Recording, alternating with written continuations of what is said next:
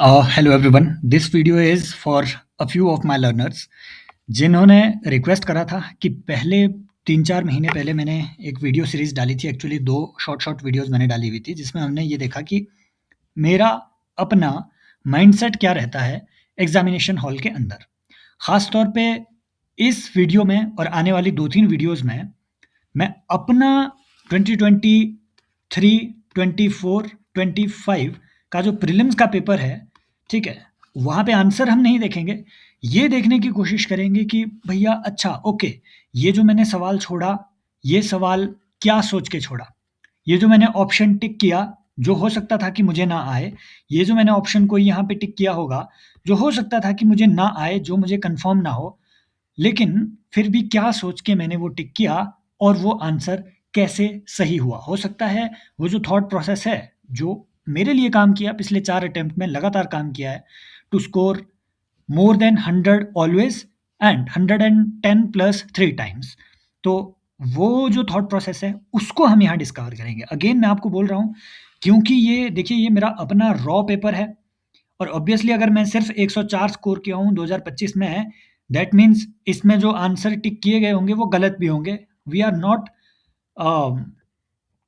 Looking at the correct answers here. हम यहाँ पे सिर्फ थॉट प्रोसेस देखेंगे कि अच्छा ये क्वेश्चन मैंने इसलिए छोड़ा, है ना? ये ऑप्शन में ये क्लू मुझे दिखा, इस लैंग्वेज में ये गड़बड़ी थी और इसलिए मैंने ये आंसर लगाया और यूजुअली वो सही भी होते हैं। शुरू करते हैं। देखिए ये तो एकदम पूकी सा सवाल था राजा राममोहन रॉय पे कि he possessed great love and respect for the traditional philosophical system of the east. पहली ट्रिक जो मैं आप सभी को बताता हूँ वो ट्रिक यही है। जब भी आपको लगे कि भाई स्टेटमेंट में कोई प्रॉब्लम नहीं है, नंबर 1। नंबर 2, जब भी आपको लगे कि क्या स्टेटमेंट में कोई प्रॉब्लम हो सकती है, इसमें भी हो सकता है अगर आपको डाउट हो, तो उसका उल्टा करके हमेशा देखिए। इस तरीके की स्टेटमेंट में नॉट लगा के देखिए कि he did not possess great love and respect for traditional philosophical systems. अगर भाई साहब ये नॉट वाला आप कंफर्म हो कि गलत है नॉट वाला, दैट मीन्स दी गई स्टेटमेंट सही होगी, उसका रिवर्स सही होगा। यूजुअली आप जो है ये ट्रिक लगा सकते हैं और ये हमेशा आपको काम करेगी भी। ये तो बिल्कुल सिंपल सा सवाल है, लेकिन कई बार कॉम्प्लेक्स सवाल आ जाते हैं, है ना? तो उसमें एक बार उल्टा करके पढ़िए उसी क्वेश्चन को। अगर उल्टा सही नहीं है तो सीधा सही होता है, सीधी बात है। He desired the countryman to accept the rational scientific approach and principle of human dignity and social equality. देखिए इसको तो हम डिस्कस भी वैसे भी नहीं करेंगे, इसमें डिस्कस करने का कोई फायदा नहीं है ना? ऑब्वियस सी बात है ये सही होगा ही। जो ट्रिक यहाँ पे है वो ऐसे सवालों पे है कि नॉन कोऑपरेशन प्रोग्राम को जरा देखिए कि इसका क्या-क्या इसके पर्टिकुलर हिस्से थे। बॉयकॉट ऑफ लॉ कोर्ट, है ना? दूसरा कि observance of strict non violence. अगला कि retention of the title and honours without using them in public. चौथा, establishment of panchayat for settling disputes. देखो कभी भी आपको अगर डाउट हो, देखो यहाँ ऑप्शन में नीचे बताया हुआ है कि एक ना एक मिनिमम एक इसमें सही है ही। जो प्रॉब्लम होती है ना, जो आपको डाउट्स का वो आता है, ठीक है, फैक्टर आता है कि ये तो आपको पता है कि नॉन कोऑपरेशन प्रोग्राम का हिस्सा एक ये भी था कि लॉ कोर्ट को आपने बॉयकॉट करना ही है। फिर देखो मैंने हालाँकि इस स्टेटमेंट इस पूरे क्वेश्चन में मैं 100% सर्टेन था कि हाँ, मेरा आंसर सही है, इसमें कोई प्रॉब्लम नहीं है। लेकिन ये चीज़ आपको दूसरे क्वेश्चन्स में ज़रूर हेल्प करेगी। अगर कोई ऐसे ऑप्शन आएँ जो बिल्कुल सिमिलर है, एक दूसरे को वो ऑप्शन फ़ॉलो करते हैं, एक दूसरे के कॉम्प्लीमेंट्री ऑप्शंस हैं, तो वो 2 ऑप्शंस सही होंगे, है ना? क्योंकि माइंडसेट ही ऐसा होता है या फिर जो जो इवेंट्स हैं, इवेंट्स स्टैंड अलोन कभी नहीं होते हैं।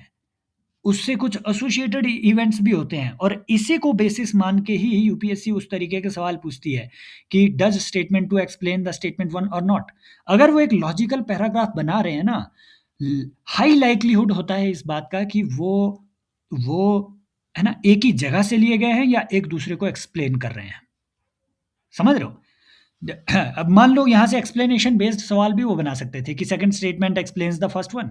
तभी मैंने ये लिंक एस्टेब्लिश किया। अच्छा, वो जो फॉरेन क्लोथ है और जो लॉ कोर्ट एस्टेब्लिश्ड है, अंग्रेजों के लॉ कोर्ट है, अगर उसे आप बर्खास्त करेंगे तो ऑब्वियस सी बात है पंचायतों को सेटल करेंगे आप डिस्प्यूट के लिए। गांधी जी तो कहते ही थे, नॉन वायलेंस की वो बात करते ही थे। रिटेंशन ऑफ टाइटल नहीं, ये भाई ये पीवाईक्यू है और ये घोषित पीवाईक्यू है, एक बार नहीं ये 10-10 बार पूछा हुआ है। जो मेरे पीवाईक्यू रिसर्च प्रोग्राम में जुड़े हुए हैं, उनको हिस्ट्री में 0% भी कोई इस बार कोई प्रॉब्लम नहीं आने वाली है, अगर आपने अच्छे से वो पढ़ा है। उसके बाहर पूछने का 1-2 सवाल, 2-3 सवाल तो वो ऐसे देता ही है जो कि किसी को नहीं मालूम होते हैं। लेकिन जो है ना कि भई ये सवाल आ रहे हैं और वो रेपिटेशन में आ रहे हैं। भाई इतना हमने हिस्ट्री को उसमें रिसर्च किया है ना, वहाँ से बाहर मुश्किल से वो 3-4 सवाल देंगे उस एक पर्टिकुलर कोर्स से बाहर, मुश्किल से, है ना? तो ये रिटेंशन नहीं था भाई, ये रिनंसिएशन था। टाइटल उन्हें रिनाउंस करने थे और यही सवाल कॉपी पेस्ट पूछा हुआ है पीवाईक्यूज़ में, कहीं पे भी जाके देख लेना। बहुत बार ये पूछा हुआ है बाकी उसमें। ये भी पीवाईक्यू है, देखो जहाँ भी मैंने ऐसा सिंबल लगा लेता हूँ मैं फिर खुश होने के लिए कि अरगहत्ता सभी को पता है कि ये इरिगेशन डिवाइस थी एक, है ना? अ वाटर बैग नहीं भाई, a large earthen pot driven by bullock नहीं भाई, ये तो सभी को पता है कि अरगहत्ता, क्योंकि ये है ना रेहट अरगहत्ता ये आए ही इंडिया में, ठीक है, मुस्लिम रूल के टाइम, दिल्ली सल्तनत के time. Large wheel with earthen pots tied to, ये ऐसा हुआ करता था अरगहत्ता, है ना? यहाँ पे एक टीन है ना, एक डब्बा यहाँ होगा, एक डब्बा यहाँ होगा, एक डब्बा यहाँ होगा, इसका मुंह एक साइड को होगा। जैसे ये व्हील घूमेगा तो ये डब्बे अपने साथ पानी ऊपर उठा लेंगे, ठीक है, कुएं से ये पानी ऊपर उठा लेंगे। तो इसे अरगहत्ता कहते थे, रहट कहते थे। फिर देखो मत्त विलास प्रहसन, विचित्र चित्र, है ना, गुणा भरा, ये क्या चीजें हैं, है ना? इस पे उन्होंने सवाल पूछ लिया था और ये मैंने गलत लगाया है। मैं आपको एक बात बताऊं, 2024 के प्रीलिम्स में 24 मेंस में ये सवाल पूछा हुआ था कि पल्लवों का लिटरेरी कंट्रीब्यूशन पे बताओ। बहुत सारे लोग उसमें फंस गए थे, सिलेक्टेड मेरा एक दोस्त था आईआरएस, वो भी उसमें फंस गए थे, है ना, उन्हें याद नहीं आ रहा था, है ना? लेकिन मैंने प्रीलिम्स के लिए अच्छा पढ़ा हुआ था, उस टाइम मैंने ये लिखा वहां कि महेंद्र वर्मन का मत्त विलास प्रहसन, उसका मैंने बकायदा रेफरेंस दिया हुआ है। लेकिन प्रीलिम्स में मैं खुद कंफ्यूज हो गया। पीवाईक्यू रिसर्च प्रोग्राम में मैंने अलग से लिटरेचर वगैरह पे फोकस किया हुआ है कि हाँ ये लिटरेचर इसके द्वारा लिखा गया है। इस बार तो कुछ भी स्कोप वैसे ही छोड़ा नहीं गया है।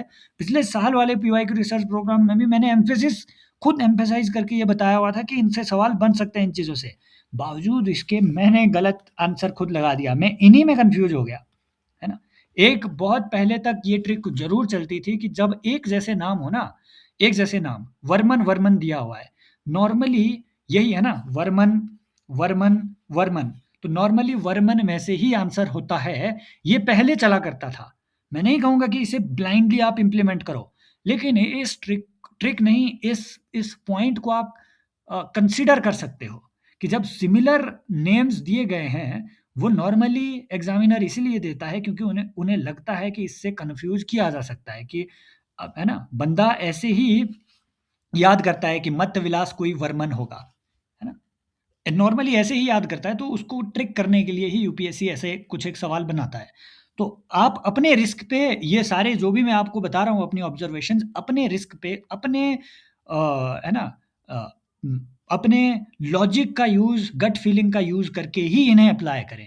ब्लाइंडली मत फॉलो कर लेना, ब्लाइंडली मत फॉलो कर लेना, लेकिन हाँ, ये हेल्पफुल होती है, जहाँ आपको लगे कि हाँ, इन दोनों ऑप्शंस में कन्फ्यूज़न है और बीच में एक बेनिफिट ऑफ डाउट आप अपने अ उसको दे रहे हो, अपने इंटरनल ओपोनेंट को दे रहे हो।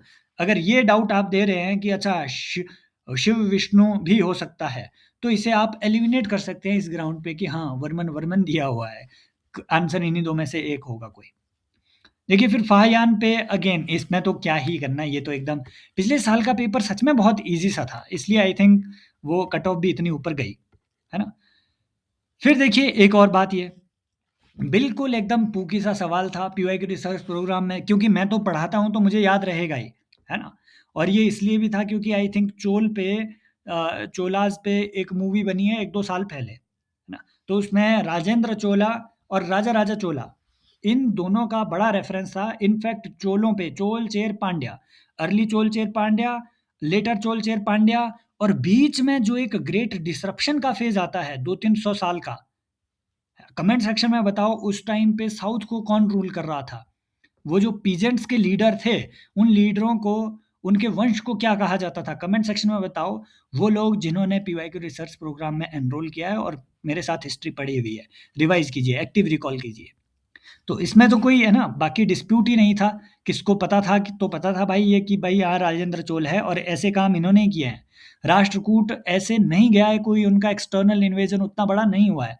ककतियों ने भी कोई बड़ा एक्सटर्नल इन्वेजन नहीं किया है ना? होयसालों ने भी कोई एक्सटर्नल इन्वेजन नहीं किया है। राजेंद्र चोल, राजराज चोल, इन दोनों का नाम आता है। ये दो बाप बेटे दोनों खतरनाक थे। फिर देखो, छोड़ना किस चीज़ को होता है, ये भी हमें साथ में सीखना है। जब आप कन्फर्म हो, इनमें से अगर 1-2 में भी आप कन्फर्म होते ना, मैं आज भी कन्फर्म नहीं हूँ और मैं नहीं जानना चाहता हूँ कि एक्चुअल में ये किसे कहते हैं, कंबोज, अवंती, कौशल, क्योंकि मुझे मालूम है मैं इसमें, है ना, मैं इसमें कन्फ्यूज़ हो जाऊँगा, है ना?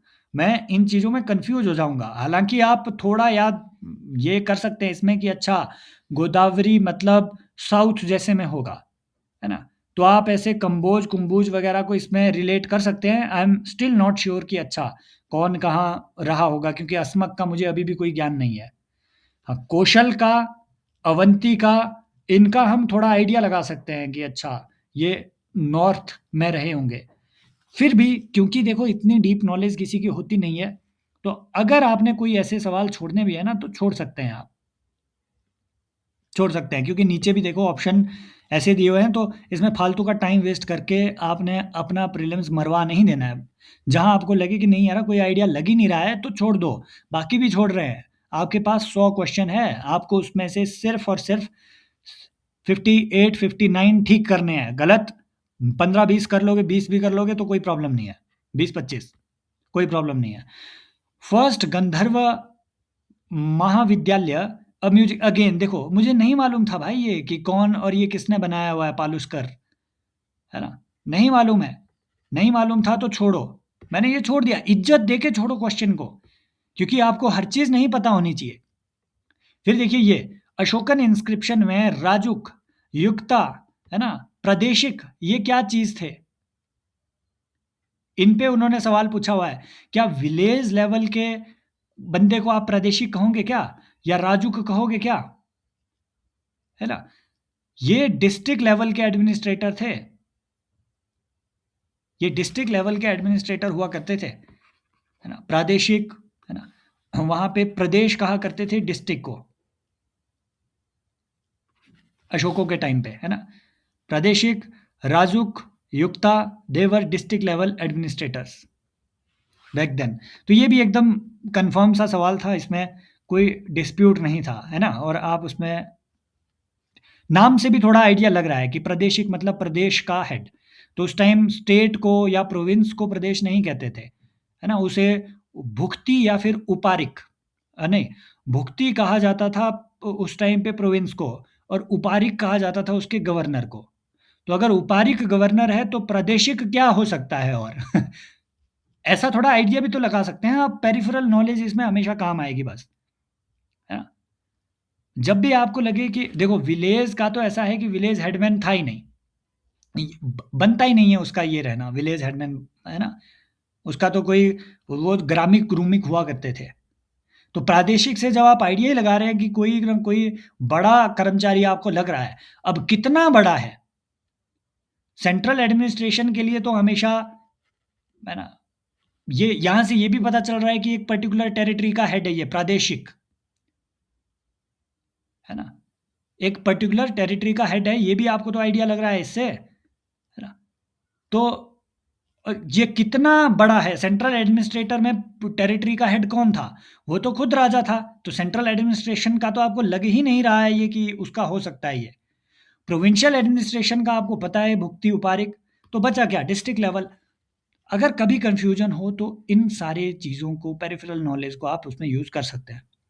फिर देखो नॉन कोऑपरेशन मूवमेंट पे फिर उसने सवाल पूछा, Congress declared the attainment of Swaraj by all legitimate and peaceful means to be its objective. देखो यहां पे मैं खुद कंफ्यूजन में था कि यार जो स्वराज, देखो दो बातें हैं, एक स्वराज है, एक पूर्ण स्वराज है। जो Swaraj as a goal, as the final objective of Congress, जो डिक्लेयर किया गया था वो 1906 में कर दिया गया था। 1906 का जो कांग्रेस का सेशन हुआ, है ना? आई थिंक कलकत्ता का जो सेशन था जिसे दादा भाई नौरोजी को उस सेशन को हेड करने के लिए बाकायदा यूके से बुलाया गया था। तो उस सेशन में ही, है ना? हाँ, उसी सेशन में स्वराज घोषित किया गया as a goal of Congress, right? लेकिन पूर्ण स्वराज 1929 के सेशन में घोषित किया गया, लाहौर वाले सेशन में। मुझे यहाँ पे कंफ्यूजन इस बात का था कि यार कहीं ये कोई ट्रैप स्टेटमेंट तो नहीं है, और जेन्युइन कंफ्यूजन है सभी को होना, सभी को होना जेन्युइन कंफ्यूजन है। बट फिर एक थॉट प्रोसेस आपने ऐसी कंफ्यूजन में क्या चलाना है कि यार स्वराज ऑलरेडी 1906 में कांग्रेस का गोल ऑब्जेक्टिव डिक्लेयर हो चुका है, और सब्सिक्वेंटली कोई ऐसा रेजोल्यूशन पास नहीं हुआ है कि स्वराज अब से हमारा ऑब्जेक्टिव नहीं होगा। दैट मीन्स अगर कांग्रेस कोई भी बड़ा मूवमेंट लॉन्च करती है, तो जो हाईएस्ट ऑब्जेक्टिव अब तक उनका रहा है, जो उन्होंने हाईएस्ट ऑब्जेक्टिव अब तक डिक्लेयर कर रखा है, ऑब्वियस सी बात है उस पर्टिकुलर मूवमेंट के डिक्लेरेशन में उसका जिक्र हुआ ही होगा। एस्टिमेट लगा रहे हैं हम, अनुमान, ये गलत भी हो सकता था लेकिन अनुमान इस स्तर पे था, बस मेरा ये कहना है। तो ये सोच के मैंने ठीक लगा दिया और हुआ भी। It was to be implemented in stages with civil disobedience and non-payment of taxes for next stage of if only Swaraj. हाँ, ये जो ऊपर मुझे डाउट हुआ ना, पहले मैंने इसमें 1 मिनट वेस्ट कर दिया था, मुझे याद है। ये क्लियर नीचे से हो गया। मैंने बताया ना, अगर सब्सिक्वेंट जो स्टेटमेंट्स हैं अगर वो एक दूसरे को फॉलो कर रही है किसी भी तरीके से, जॉइंट करके एक लॉजिकल पैराग्राफ बना रही है, यहाँ भी स्वराज की बात हुई, यहाँ भी स्वराज की बात हुई, तो या तो ये दोनों गलत होंगी, क्योंकि सेकंड स्टेटमेंट का गलत होना मुझे मजा नहीं आ रहा है इसे गलत डिक्लेयर करके, तो ऑब्वियस सी बात है फर्स्ट भी सही होगी। यहां से आपको पता चल गया ना, अगर गलत होना है, क्योंकि सिविल डिसोबीडियंस पे है दोनों, यहां पे भी स्वराज मेंशन्ड है, ऊपर भी स्वराज मेंशन्ड है। अगर गलत होना है, अगर एक को गलत होना है तो स्टेटमेंट 2 को गलत होना ही पड़ेगा। मेरी बात समझ रहे हो? अगर स्टेटमेंट 2 आपको सही लग रही है तो स्टेटमेंट 1 को भी सही होना ही पड़ेगा। तो ये जो लॉजिकल वो फ्लो बन रहा है चीजों का, उनको भी थोड़ा ध्यान में रखें आप, है ना? फिर देखो ये बात, with reference to investments consider the following statement. Bond हो गया, स्टॉक हो गया, हेज फंड हो गया, वेंचर कैपिटल फंड हो गया। अल्टरनेटिव इन्वेस्टमेंट फंड में क्या चीज, बाय, परसों की मैंने वीडियो डाली हुई है 3 तरीके के अल्टरनेटिव इन्वेस्टमेंट फंड। जब मैं आपको बता रहा था ना, वो याद है मैंने बताया कि जो रियल एस्टेट इन्वेस्टमेंट फंड है, आपको अगर अगर आपने वो वीडियो नहीं देखी है इकोनॉमी के रिवीजन की, जो मैंने परसों ही डाली है, एक बार जाकर के आप देखिएगा, रिवीजन की है वो, है ना? लास्ट मिनट में एक बार चाहे उसको जाकर के देख लेना आप, है ना? जब आप अपने नोट्स से तंग आ जाए तो 2 घंटे की वो वीडियो जाके देख लेना, इससे ठीक पहले वाली वीडियो वही है, इकोनॉमी के साल के करंट अफेयर, और उसमें सिर्फ 300 के आसपास व्यूज है, एक बार जाकर के उसे देख लेना। तो मैंने उसमें अलग से ये बताया हुआ है, और इस साल वो सवाल आपको बन सकता है कि रियल एस्टेट इन्वेस्टमेंट ट्रस्ट आरईआईटीज अब इंडिया में इक्विटी माने जाएंगे। पहले वो हाइब्रिड इंस्ट्रूमेंट माने जाते थे, अब वो इक्विटी माने जाएंगे। मान लो सवाल वो अगली बार ये भी पूछा जाए कि how many of the following are considered to be hybrid instruments as of now, REIT और इनविट्स अगर बीच में आ गया तो भाई आरईआईटी अब इक्विटी माना जाता है, हाइब्रिड नहीं है। इनविट्स को अभी भी, इंफ्रास्ट्रक्चर इन्वेस्टमेंट ट्रस्ट को अभी भी हाइब्रिड इंस्ट्रूमेंट माना जाता है। अब ये क्या चीजें हैं, जाके वो भाई वो वीडियो देखो, मैं फिर से एक्सप्लेन नहीं करने वाला। सेम नेचर का उस टाइम मैंने बताया था कि अल्टरनेटिव इन्वेस्टमेंट फंड क्या होते हैं, तो है ना, बॉन्ड स्टॉक तो नहीं है भाई, अल्टरनेटिव इन्वेस्टमेंट फंड यही होते हैं। सीधी सीधी बात है, जिनके फंडामेंटल क्लियर है उनको इसमें कोई प्रॉब्लम नहीं आने वाली, है ना? अब हर चीज के लिए ट्रिक नहीं होते हैं, हर हर चीज के लिए कोई ट्रिक नहीं होती है। किसी को मालूम है कि अल्टरनेटिव इन्वेस्टमेंट फंड जो है कुछ एक स्पेसिफिक पर्पज के लिए बनाए जाते हैं, लेकिन ये तो जनरल पर्पज की चीजें हैं, तो आप ये सोच के भी बॉन्ड और स्टॉक को एलिमिनेट कर सकते हो इसमें। Which of the following are the, और किसी को अगर इतना भी आइडिया होता ना कि अल्टरनेटिव इन्वेस्टमेंट फंड सरकार इनको स्पेसिफिकली प्रमोट करती है क्योंकि एक पर्टिकुलर स्पेसिफिक पर्पज या सोशल या इकोनॉमिक पर्पज सर्व कर रही है, पॉजिटिव पर्पज, तो भी आप आइडिया लगा सकते हैं यार कि हाँ, हेज फंड और वेंचर कैपिटल फंड जो है ये एक economic, special economic purpose fund है ना, वो कर रहे हैं, सर्व कर रहे हैं। Hence they need special support from the government, taxation वगैरह में रिलीफ वगैरह इनको मिलता है। तो ये सोच के भी आप जो है लगा सकते हैं ये ऑप्शन। ये बस पेरिफेरल नॉलेज काम आएगी इन चीज़ों में।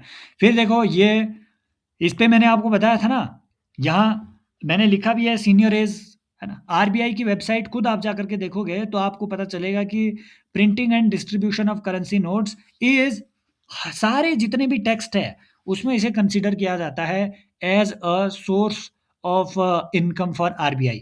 लेकिन मैंने पिछली वीडियो में भी, जब भी मैंने आई थिंक पीवाईक्यू जब एनालाइज किए थे, उसमें मैंने आपको बताया था कि आई एम स्टिल डाउटफुल। अब यूपीएससी वाले आंसर में, है ना, इसीलिए मैंने इतना बड़ा गोला उसमें डाला था, मारा था, क्योंकि भाई मैं 3 साल से इकोनॉमी पढ़ा रहा हूँ। बहुत सारे लोग जो इवन, है ना, 2-3 मेंस दे चुके हैं मुझसे इकोनॉमी उसमें पढ़ रहे हैं। मैंने हर बार आपको ये बताया कि मुझे आज तक ये ऑप्शन समझ नहीं आया कि how seigniorage is consider to be the source of income for RBI. It is not actually a source of income. जब आप देखोगे कि seigniorage is basically what, मान लो आरबीआई ने 100 रुपए का पैसा, है ना, 100 रुपए का नोट खर्च प्रोड्यूस किया, उसे प्रोड्यूस करने में, उस नोट को प्रिंट करने में उसका खर्चा आया 2 रुपया, तो 98 रुपीज जो है ना, ये क्या आरबीआई की इनकम हुई क्या? नहीं भाई, पूरा 100 के 100 रुपए का नोट आरबीआई की लायबिलिटी है। Currency notes are not assets, ये याद रखना। कभी भी वो आपसे पूछे कि what are the assets of RBI, currency notes are not assets of RBI, they are actually liability. लिखा होता है उसमें, मैं धारक को 100 रुपया अदा करने का वचन देता हूँ। They are considered to be liabilities. Then how come this 98 rupee be considered as the income of RBI? This is impossible. But anyhow, including the person, हे भगवान, एक मिनट, है ना, including the person who prints 1900 pages of notes, उनके notes में भी seigniorage को as an income, है ना, सारे जितने भी टेक्स्ट आपको मिलेंगे वहाँ सीनियर एज को as an income of RBI consider किया जाता है। मैं स्टिल उसमें कंफ्यूज था, बावजूद इसके मैंने आंसर यही लगाया अंत में, लेकिन कुछ चीज़ें होती है ना। अब पेंशन फंड मैनेजमेंट तो इनकम भाई ये तो नहीं हो सकता है, सॉरी, पेंशन फंड मैनेजमेंट, इसके लिए तो पीएफआरडीए है भाई। ये किसी को बेसिक कॉन्सेप्ट भी पता है ना कि पेंशन फंड के लिए कौन है, उसके लिए पीएफआरडीए है, pension fund regulatory and development authority. Lending to private company, ये उसने 2 बार ये ऑप्शन दे दिया आपको कि RBI is considered to be the banker of the last resort. 2021 का ये पीवाईक्यू है। वाई? उसमें एक ऑप्शन ये था कि RBI lends to private companies. No, RBI doesn't lend to private company. 4 को ही एलिमिनेट कर दो ना। मैंने 4 को एलिमिनेट किया तो आप आंसर के पास आ जाओगे। या तो 1 एंड 2 लगाओगे, 3 में आप कंफ्यूज हो गए ही नहीं, या फिर 1, 2 एंड 4 लगाओगे। मैंने गलती से 1, 2 एंड 4 लगाया, एंड कोई बात नहीं, यूपीएससी ने अब क्लैरिटी दे दी कि यस, मैं सीनियर एज को इनकम का सोर्स नहीं मानता हूँ। फिर देखो, ये आई थिंक एक लर्नर ने मुझे भेजा भी था किसी ने ये वाला सवाल, कि इस तरीके के सवालों को आप कैसे लगाएं। दूसरी बात देखो, मैंने जो आंसर लगाने की कोशिश की थी वो ठीक की थी, मुझे मालूम है। मैं 100% इसमें श्योर था कि हाँ यार ये ठीक है। 100% श्योर नहीं था, सॉरी, मुझे हिंट था और मुझे इंट्यूशन आ रही थी कि ये ठीक है, ओनली टू इसका आंसर है। बावजूद इसके मैं श्योर नहीं था चीज़ों पे, इसलिए देखो मैंने यहाँ बाद में गोला लगा दिया कि नहीं नहीं मैं नहीं लगा रहा, ये गोला लगा दिया एक बहुत बड़ा। ये मैंने लगाया नहीं है ये आंसर, है ना। हालांकि मैंने ये एलिमिनेट कर दिया कि ईडी, मुझे मालूम है कि ईडी जो है मिनिस्ट्री ऑफ फाइनेंस के अंडर आता है, तो हटाओ इसे। एक्ट जो दिया हुआ है वो ठीक है ना। डायरेक्टरेट ऑफ रेवेन्यू इंटेलिजेंस, ये बिल्कुल मुझे मालूम था कि डिपार्टमेंट ऑफ रेवेन्यू के अंडर। मुझे इसमें प्रॉब्लम थी, ये देखो गोला तभी लगाया हुआ है कि यार ये जो है डेटा वगैरह से है, कहीं ये मॉस्पी से रिलेट तो नहीं कर रहा। फिर मैंने ये पढ़ दिया एक्सप्लेनेशन, मैंने कहा एक्सप्लेनेशन तो कुछ मिनिस्ट्री ऑफ फाइनेंस वाली लग रही है। अब मिनिस्ट्री ऑफ फाइनेंस में भी 6 ऑफिसेज है, क्या पता कि ये रेवेन्यू डिपार्टमेंट के अंडर ही है या नहीं है। तो मैंने इतना ज़्यादा थोड़ा ओवरथिंक करके इसे छोड़ दिया। और आप भी ऐसा ओवरथिंकिंग करेंगे कम से कम 10 क्वेश्चंस में, तो उसमें से 4-5 आप अटेम्प्ट करेंगे, 4-5 अटेम्प्ट नहीं करेंगे। उनके चक्कर में आपने अगले 100 क्वेश्चन अपने मरवा नहीं देने हैं, ये याद रखना है बस। फिर देखो 2022 का ये रिपीटेड क्वेश्चन है ना। RBI mandates all the listed companies. भाई ये तो कॉन्सेप्चुअली रॉन्ग है, सीधी सी बात है, सीधी सी बात है कि जो भी लिस्टेड कंपनी, ये जब वर्ड यहाँ आ गया ना कि listed company, that means SEBI आ रही है बीच में। सेबी कैसे अपना टेरिटरी भाई छोड़ देगी आरबीआई को? इसी वजह से एफएसडीसी बनानी पड़ी थी। आपको एफएसडीसी की कहानी पता है? एफएसडीसी इसीलिए बनानी पड़ी थी,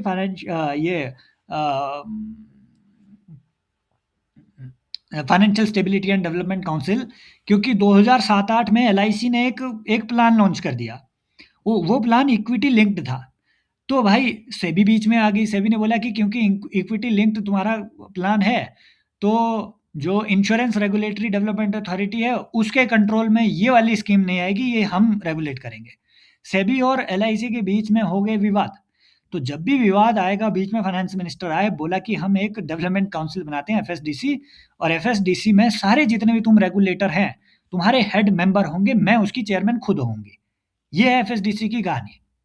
तो भाई सेम लेवल पे जब भी लिस्टेड कंपनी, ये वर्ड आ जाए ना, लिस्टेड कहाँ मतलब स्टॉक मार्केट में, तो वहां सेबी आ जाएगा यार। स्टॉक मार्केट में आरबीआई का 0% लेना देना है, सिवाय कि बॉन्ड ट्रेड के। और वो भी बॉन्ड के लिए जो भी रेगुलेशन आरबीआई लाता है ना, बॉन्ड, गवर्नमेंट बॉन्ड के लिए, वो रेगुलेशन प्राइमरी मार्केट के लिए लाते हैं। सेकेंडरी मार्केट में बॉन्ड कैसे ट्रेड होंगे, वो वो बॉन्ड सेबी के अंडर आते हैं।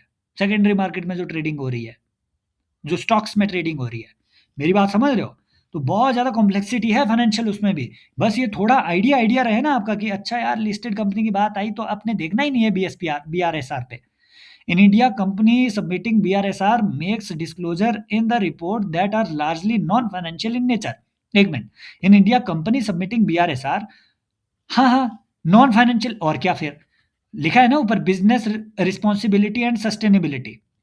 तो किस चीज से रिलेटेड है? बिजनेस की रिस्पॉन्सिबिलिटी से और बिजनेस की सस्टेनेबिलिटी से। वो कुछ भी हो सकता है, ecological sustainability, economic sustainability, social sustainability. तो which is largely non financial. ऐसा नहीं बोला है कि विच इज, अगर ये लिखा होता ना एक्सक्लूसिवली नॉन फाइनेंशियल तब ये गलत होता। लार्जली बोला है, ओपन एंडेड है, थोड़ी स्कोप है ठीक होने का, ओनली टू। और ऐसे ही सोच के आपका सही होंगे भाई आंसर। वीडियो थोड़ी लंबी जा रही है, अगली वीडियो एक और मैं और बनाऊंगा इसको, है ना। इन दो क्वेश्चंस को क्लोज कर लेते हैं एक बार। Consider the following statement. In India income from allied agricultural activity like poultry farming and wool rearing in rural areas is exempted from any tax. From any tax. अब मुझे पता नहीं ये कहाँ से दिमाग में आ गई यार ये बात, और ऐसे गलत क्वेश्चन आप भी कर रहे हैं। मुझे 100% श्योरिटी थी कि नहीं ये स्टेटमेंट गलत हो सकती है, एनी मैंने इसलिए हाईलाइट कर रखा है कि नहीं यार, जो पोल्ट्री फार्मिंग, वूल रियरिंग वगैरह है ना, इनमें कोई ना कोई टैक्स लगता होगा। अलाइड एग्रीकल्चर एक्टिविटी बोल दिया इसमें, फ्रॉम एनी टैक्स जब बोल दिया ना, तो वो एक प्रॉब्लम है ना, क्योंकि इनकम, एग्रीकल्चरल इनकम तो सच में ही टैक्सेबल नहीं होती है। लेकिन जब आप मान लो poultry farming as a company कर रहे हो, तो यार आपको उसमें एज ए कंपनी तो एटलीस्ट आपको टैक्स देना ही पड़ेगा। तो ये वाला मैंने सोचा इसमें ये डायमेंशन, लेकिन फिर भी मुझे लगा क्योंकि लार्जली एग्रीकल्चर इनकम इंडिया में। और दूसरी बात, डम्ब देखो मुझे, है ना। एक यहाँ से क्लू ये भी है जो मैं उस टाइम सोच नहीं पाया कि यार ये जो है ये स्टेट टू स्टेट वेरी कर सकता है। कोई भी कॉन्स्टिट्यूशनल लिमिट नहीं है कि इंडिया में एग्रीकल्चर टैक्स नहीं लगेगा, जीरो एग्रीकल्चर टैक्स होगा, नहीं, ऐसी कोई लिमिट नहीं है। ये स्टेट पे डिपेंड करता है कि एग्रीकल्चर पे टैक्स लगाया जाए या नहीं। तो मोस्टली स्टेट्स नहीं लगाती agriculture tax due to political reason, क्योंकि एग्रीकल्चरिस्ट मेजोरिटी में है। तो ये भी एक है कि भैया ऐसी जब आप एक्सट्रीम स्टेटमेंट बना रहे हो सकता है किसी स्टेट में हो, बावजूद इसके मैंने ऐसे कुछ भी नहीं सोचा। तो फर्स्ट स्टेटमेंट वाकई में गलत है। In India rural agriculture land is not considered a capital asset under the provision of income tax act, है ना। आई थिंक ये तो ठीक है भी, I have no idea of it, है ना, मुझे उतना याद भी नहीं है इस चीज़ पे। बहुत स्टेटमेंट्स ये मैंने गलत उस टाइम मार्क कर दिया था, लेकिन हाँ, लर्निंग यहाँ से यही है कि ठीक है, आपके भी गलत हो सकते हैं, आपके भी गलत हो सकते हैं। और हर चीज़ पे इतनी नॉलेज रखना कि अच्छा ये कैपिटल एसेट कंसिडर होता है या नहीं होता है ना। Agriculture is not, I think ये सेकंड स्टेटमेंट तो सही होनी चाहिए, है ना, सही होनी चाहिए। वाई? क्योंकि एग्रीकल्चर जब भी आप सेल करते हो ना एग्रीकल्चरल लैंड, तो उसमें कोई भी एलटीसीजी नहीं लगता है, ना एलटीसीजी लगता है, long term capital gains tax, ना उसमें कोई short term capital gains tax लगता है। अगर इन्हें कैपिटल एसेट कंसिडर किया जाता तो एलटीसीजी इन पे लगता, है ना। ये भी आप देखो ऊपर नीचे की चीजें सोच के आप थोड़ा तमीज़ से बना सकते हैं मामला। और अगर आपने पहला एलिमिनेट कर दिया होता ना, फिर तो और जानने की ज़रूरत भी नहीं थी। सीधे सीधा ही आप इसमें लगाते कि स्टेटमेंट, एक ही ऑप्शन ऐसी है कि statement 1 is not correct but statement 2 is correct. एक ही ऑप्शन है जिसमें स्टेटमेंट 1 को इनकरेक्ट बताया गया है ना? In India India has joint mineral security partnership as a member. भाई ये अपना पिछले साल का जो कर अगेन, अगर किसी का आईआर का करंट अफेयर नहीं हुआ है, मैं हर साल आईआर की एक वीडियो लाता हूँ। इस साल लॉन्गेस्ट एवर आई है, 3 घंटे की है। अगर आपने कभी खाना खाते हुए वीडियो देखने का मन करे, तो जाकर के देख लेना, यूट्यूब पे फ्री में पड़ी हुई है। अगेन उसमें भी 800 व्यूज़ है ना? हो सकता है, हो क्या सकता है 2-3 सवाल आपके उसमें सर्टेनली बनेंगे, और कहाँ से वो पूछेगा जब मैंने इतना सारा कर दिया। अगर आईआर से सवाल पूछेगा तो वहाँ से बनेगा ही बनेगा, ये तो लिख के ले लो। India is resource rich country in all the 30 critical minerals, in all the 30 critical। तब इंडिया को इंपोर्ट करने की जरूरत ही क्या थी? बस ये हटा दो ना, ऑप्शन 2 हटा दो ना, तो आप आंसर पे आ गए। बाकी हमने देखना ही नहीं है। एमएमडीआर जो लॉ है 2023 में पार्लियामेंट ने इसे अमेंड किया। अमेंड करने की जरूरत ही इसलिए थी, है ना, कि नंबर 1 रिसोर्स रिच इंडिया, मतलब जितने क्रिटिकल मिनरल है ना, उसे आप एटलीस्ट उन क्रिटिकल मिनरल्स की माइनिंग इंडिया में करवाओ। हालांकि इंडिया सारे क्रिटिकल मिनरल्स में रिसोर्स रिच नहीं है, तभी इंडिया को इंपोर्ट करने पड़ते हैं, चाइना से इंपोर्ट होते हैं। तो ये देखिए, एक अपना फ्लैगशिप एक प्रोग्राम चलता है, पीवाई के रिसर्च प्रोग्राम। अगर आप इस साल तो क्या है ना, ये 2025 2026 का तो अभी अपना समाप्त हो गया है ना, प्रीलिम्स आने ही वाला है, तो उसके लिए तो आप एनरोल नहीं करेंगे। लेकिन अगर आप सीएपीएफ का सोच रहे हैं, तो उसके लिए आप ज़रूर एनरोल करें, है ना। सीएपीएफ, सीडीएस, अगर आप अभी जस्ट तैयारी ही कर रहे हैं यूपीएससी के, और आप तक ये वीडियो पहुंच गई है, तो आप इसमें एनरोल कर सकते हैं, ठीक है। लेकिन अभी वाली जो एनरोलमेंट की वैधता होगी वो सीएपीएफ के पेपर के एंड तक होगी, right. So you can consider joining this, क्योंकि उसके बाद 2027 का प्रोग्राम वो अलग से आएगा, है ना, वो आपका सितंबर में आएगा 2027 का प्रोग्राम। तो आप अपने हिसाब से देख लीजिएगा।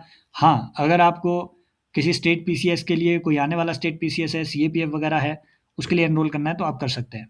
मेंस के लिए अगर आपको, है ना, चाहिए कोई ऐसी चीज़ जहाँ पे आप डेली आंसर लिखें और लाइव आंसर लिखें और लाइव वो इवेलुएट हो, फेस टू फेस इवेलुएशन, तो आप जाकर के, है ना, एनरोल कर सकते हैं। civilspot.in पे जाइए, है ना, वहाँ एनरोल कीजिए, और डेफिनेटली मेंस की बहुत अच्छी प्रिपरेशन हम करेंगे।